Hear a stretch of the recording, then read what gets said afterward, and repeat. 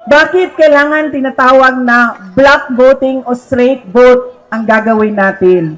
Dahil unang-una, kapag hinaluan ninyo ng ibang kandidato o leader na sa iba ang kanyang pamumulitika, ay magkakagulo lang, mag-aaway lang lagi at magbabangayan lang lagi. Pangalawa, kapag mataas ang boto at malayo ang agwat ng mga boto, ay mahirap siya habulin sa dayaan sa makina. Kaya dapat malaki at marami.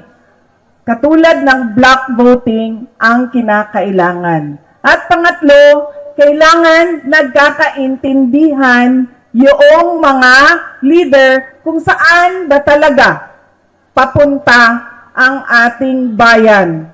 Binigyang diin ni VP Duterte na mahalaga ang pagboto ng diretsyo o block voting. Ikinampanya niya ang 10 senador na sinusuportahan ng kanyang ama na si dating Pangulong Rodrigo Duterte. Paliwanag ng pangalawang Pangulo, ang mga ito ay may layuning ipagpatuloy ang nasimulan ng Administrasyong Duterte.